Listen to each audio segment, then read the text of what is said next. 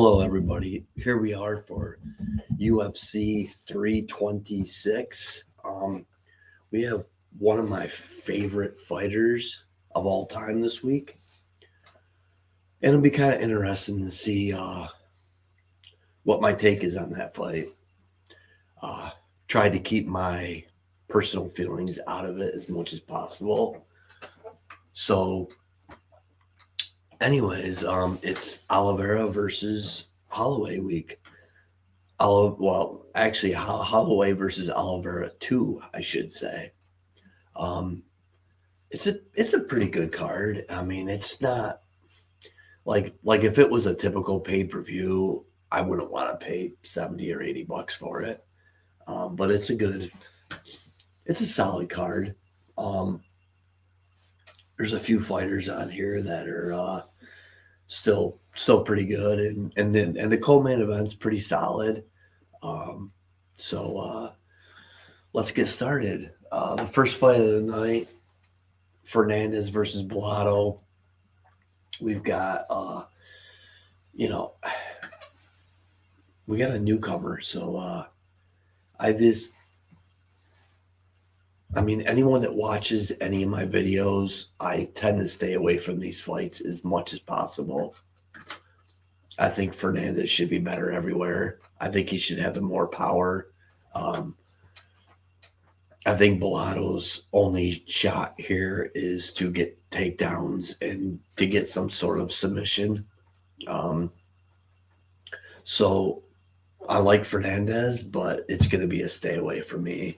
Um, so I'm going to stay away from the first fight of the night on any wagers. Anyone that plays DFS, that's probably that first fight of the night, though, is pretty solid for DFS reasons, I think. Second fight of the night, sorry, I forgot to even click on their names for the first fight. Second fight of the night, Tobias versus Nurgage, I believe it's how it's pronounced. I think Tobias should be like the minute winner, should be better everywhere. I think Nurgage's only shot is maybe an early finish, early knockout, maybe. If you don't see that coming, I think you're going to see Tobias just take over, and he's going to have a humongous advantage on the mat. Like when he takes this to the mat, and I'm expecting that he will. I just think it's going to be night and day. Nurgage isn't very good on his back. I'm actually leaning towards a Tobias submission. If you want to sprinkle on that, that's fine. I'm not personally going to. I'm just going to go pretty heavy on my one parlay that I've got, and try to keep it simple this week. So next one, we've got Sherman Deja, or versus Aguilar. This one's a little bit different. It's striker versus grappler. If Aguilar can get this fight to the mat, he's live. He's live at a plus 200 dog. Sherman Deja, I think he's gonna keep it standing though. And I know I'm butchering his name. I can't even say it right. Apologize for that. I think he's going to keep it standing, and I think on the feet he's got a tremendous advantage here. I think he's going to piece him up on the feet. But Aguilar is a tough little bastard. He'll fight for your money. I like this fight to go all 3 rounds. I'm using over 1.5 as a parlay piece in my parlay that I will pull up at the end. So I do like Schumer Dejo to win by decision, but it's a no play for me because I'm just gonna stay away from a single on this fight because I'm using the over 1.5 as a pretty heavy parlay piece. Next, at least we got a fight I can somewhat pronounce, and I butchered that second last name. We got Durden versus Tumor Demberall, and I put one extra U in his name on accident. Must have double clicked it. So this fight here, I mean, it could be interesting. Durden is actually, I think he's live to get the win. This is truly a 50-50 fight, in my opinion. They're both gonna probably try and grapple. I'm assuming they both could be live for 2 takedowns. I mean, if you want to have a fun parlay on DraftKings and just same game parlay both of them to get two takedowns for the hell of it, I don't mind that at all, actually. I'm not sure what the odds would be, especially if it's like plus 200. I doubt if it is though, but if it was, I would definitely play it. But I think on the feet, I think Tumor Demirel is going to be the more active, the higher volume striker. I think I don't see Durden as a high volume striker as much. And Tumor Demirel, I think he's got a little more power too. So saying that, even though it kind of sounds like I'd be going for Tumor Demirel, I'm gonna slight lean towards the plus money, which is Cody Durden. But once again, it's a 50-50 fight. Now, the one thing that I did take a shot with is, and I know some may not agree with this at all, and that is fight to start the third round minus 105. I think the over is sneaky good value, but I'm going to take the safety valve a little bit and just do fight to start the third round minus 105. If you want to do over 2.5, I believe that's in the plus 120 range. If you want even more plus money, if you want to get even greedier and go fight to go the distance, I think it's in the plus 140 range. So that's what I got for that fight. And then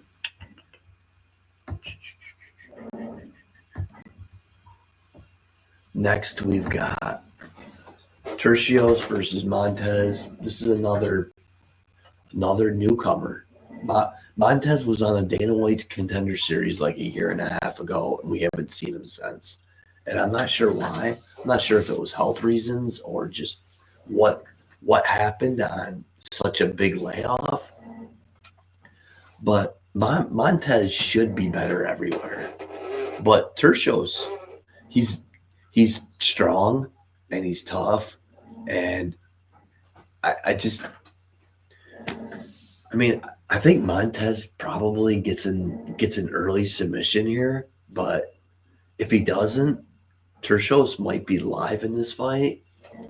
But I do lean Montez to get the win here. But because of all the things surrounding it and him being off for so long, this is going to be a stay away for me. But I do lean Montez in that fight. Next, we got Johnson versus Brundage. Brundage is filling in on a short notice. I wouldn't trust Brundage at all. I think this is a setup fight. I think this is Johnson KO all day. At the end, you'll see I even sprinkled first round KO plus 145. So I think this is quick work for Johnson. I think Brundage is basically taking one for the team, but I mean, he might be tough for the first 2 or 3 minutes, but that's about it. And also, if Johnson doesn't get the early KO, I just see him being better everywhere. Like Johnson could even grapple with Brundage and take him down 5 times in a 3-round fight if he wanted to. He's just going to be better everywhere. So our next one is another fighter I don't trust anymore. Garbrandt versus Zhao. Garbrandt is just fading so bad. He was once a champ, and it's just he doesn't grapple anymore. You know, he's getting lower volume on his striking. I think Zal's is just going to piece him up on the feet. I think he keeps it standing. I think he's a higher volume striker. He's a more technical striker, especially at this point of their careers. And I, I do lean for it to go all 3 rounds, but I think Zal's going to get a unanimous decision here. So I like him a lot. And then we've got Rodriguez versus Bruno Ferreira. This is actually the second time they fought. Bruno Ferreira knocked Rodriguez out the first time. And that's the biggest question mark here is Rodriguez's chin. Does his chin hold up? Because if his chin holds up, I feel like he's better everywhere. I think he's better on the feet. I think he could definitely take this to the mat. And that's really what he should do. He really should wrestle. Oh, and here we go. We got like my little helper is up and around right now. What's up, sis? I'm hungry. Oh, you're hungry? Okay, give me like 5 minutes. Okay.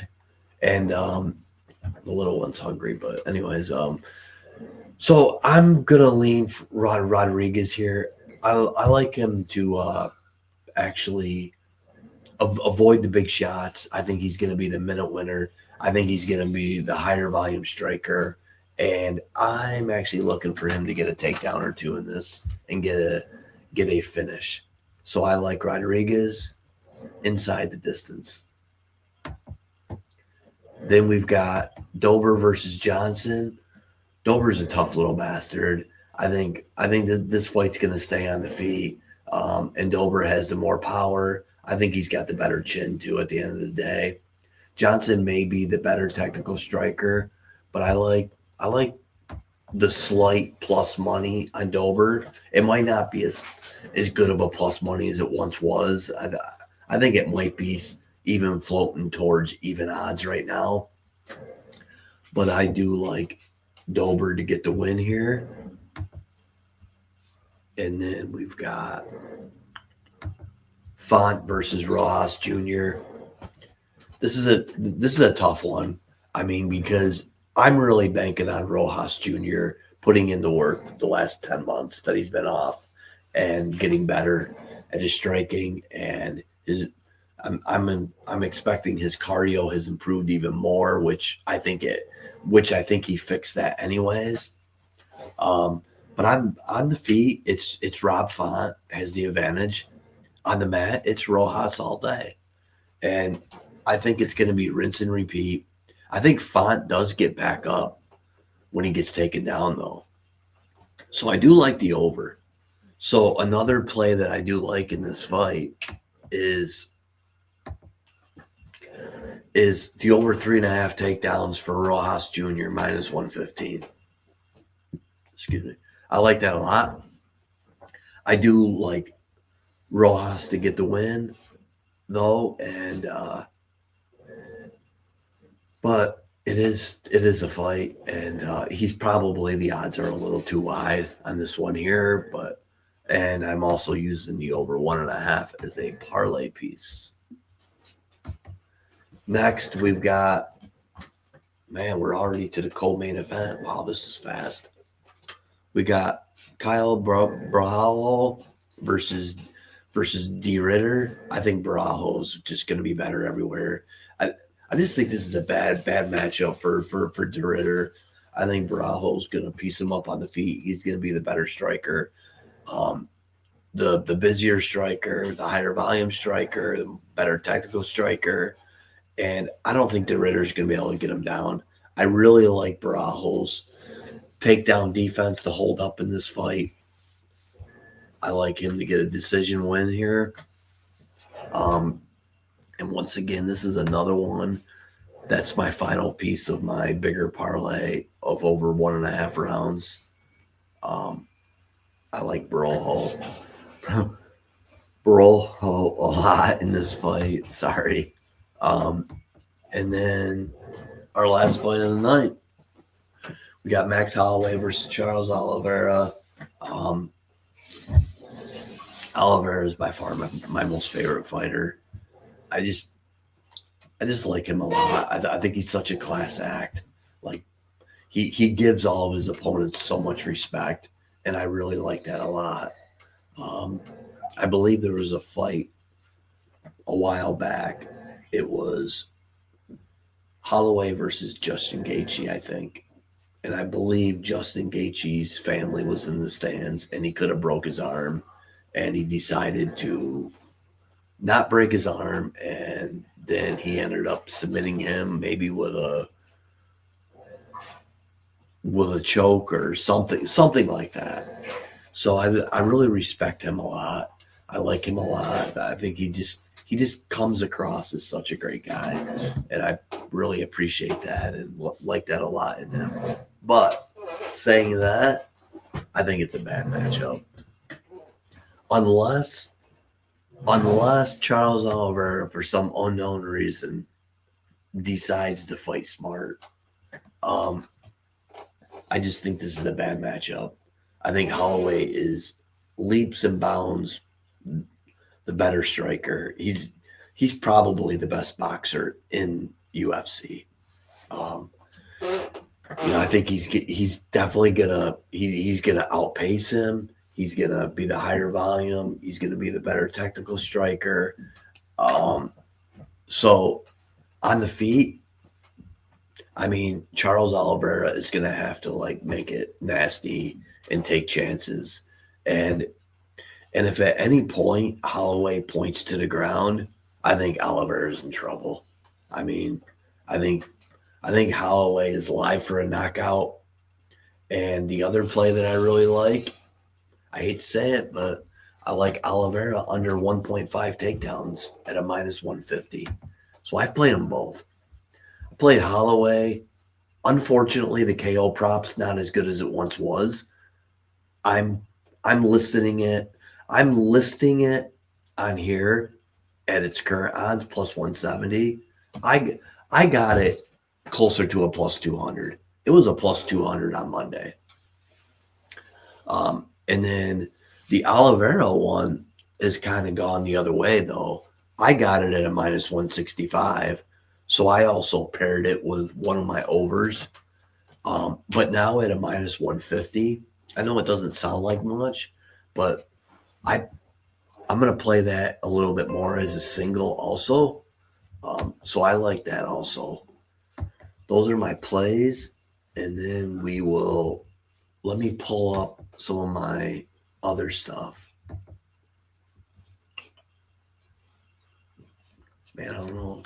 It's not adding to the stage for some reason. It's weird. Oh, there we go. So we got my singles here. We're going to go with the singles first. We've got the Durden and the Tuber-Demberall fight to start round 3, minus 105. We got the Max Holloway KO plus 170 and Charles Oliveira under 1.5 takedowns minus 150. Then I just threw in 2 bonus ones. And that's the Rojas over 3.5 takedowns and Johnson first round KO plus 145. Then we got, there we go. Now it's working. I'm going to blow this up. I don't know if it makes a difference when you watch it or not, but on the parlay, we got the Sumaderji fight. Oh, there, I actually said it right that time. Versus Aguilar over 1.5 rounds. We got Font versus Rojas over 1.5 rounds. And Barajo versus DeRitter over 1.5 rounds, minus 105. That's my favorite parlay. I've got, I don't know, 2.5 to 3 units on that right now. Then we've got this parlay here. I don't like it quite as much. We've got Rodriguez, Barajo, and Holloway, all most significant strikes in their fight, plus 150 on FanDuel. So what I also did is I went to Bet Rivers to see what just the last 2 fights, the Holloway and the Kyle Barajo fight, would be on Bet Rivers for most significant strikes, and it's a minus 139. I think I'm gonna hammer that one on Bet Rivers because I like that. I like that one a lot better. The Rodriguez one, that one's gonna come. That one's gonna be pretty close on significant strikes, but I do lean Rodriguez. I like Rodriguez to get the win, so therefore, he's the higher volume striker, anyways.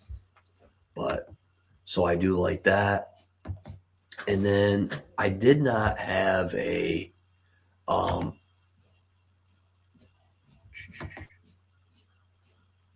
man, I'm trying to figure out. There we go. Sorry.